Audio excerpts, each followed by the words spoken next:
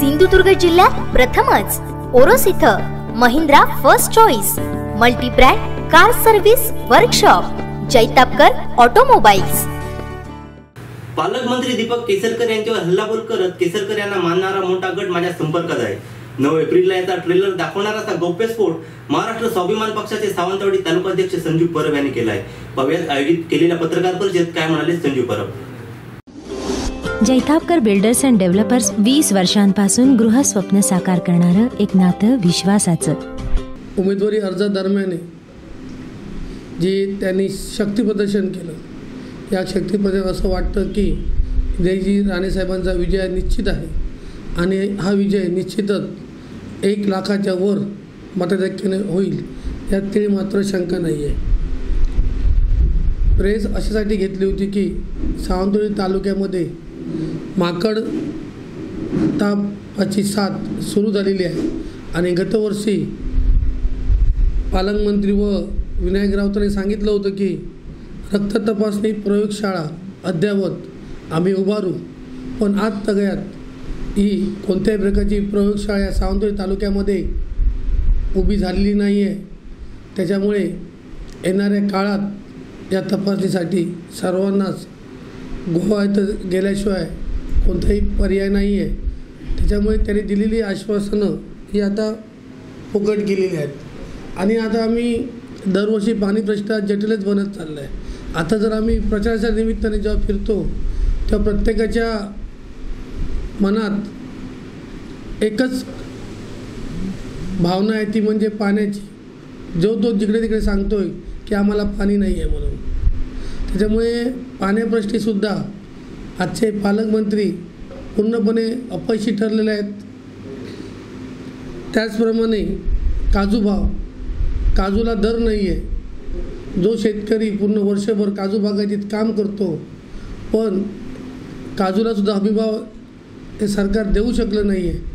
पालकमंत्र्यांचा या जिल्ह्यात काजूचा किती टनवर आहे पालकमंत्र्यांना खरं म्हणजे तर माहिती पाहिजे होती, पण तरीसुद्धा या काजू बागायच्या शेतकऱ्यांना चांगला दर न मिळाल्यामुळे ते सुद्धा चिंतेचं वातावरण त्यांच्यात पसरलेलं आहे। त्याच्यामुळे या गोष्टींचा आम्ही एक स्वाभिमान तालुका या नात्याने मी यांचा निषेध करतो। तसेच आणि अनेक प्रश्न आहेत की कोकण रेल्वे बोर्डमध्ये 5 वर्षापूर्वी सन्माननीय निलेश राणे साहेबांनी एक आंदोलन केलं होतं की स्थानिक लोकांना इथं नोकऱ्या मिळाव्यात किंवा भूमिपुत्रांना मिळाव्यात, पण या गेल्या 5 वर्षात विनायक राऊतांनी याकडे पूर्णपणे दुर्लक्ष केलं। बाहेरची मंडळी या कोकण रेल्वेत तुम्हाला दिसत आहेत। त्याच्यामुळे मी असं तुम्हाला आवाहन करेन की आता परत निलेश राणेसाहेब निवडून येणारच आहेत, पण आणि 2 लाख मतांनी निवडून येण्यासाठी आपण सर्वांनी मिळून हा एक प्रयत्न करूया आणि या जे सर्व गोष्टी आहेत, पाणी प्रश्न असू दे, नाहीतर कोकण रेल्वे बोर्डच्या जर कोणाला नोकऱ्या मिळत नाही आहेत स्थानिकांना, त्याबद्दल बाहेरची माणसं येऊन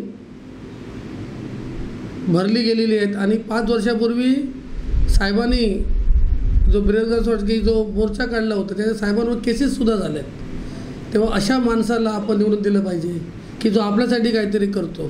त्याच्यामुळे मी या तालुक्यातील जनतेला आवाहन करतो आहे की यावेळी आपण या तालुक्यात 25,000चं मताधिक्य आपण आपल्या साहेबांना देऊया। या ठिकाणी मला एवढंच सांगायचं आहे। केसरकरांना मानणारा एक गट आमच्या संपर्कात आहे आणि येत्या 9 एप्रिल रोजी त्याचा मी तुम्हाला पहिला ट्रेलर दाखवेन आणि नंतर त्याचा मी पिक्चर दाखवेन।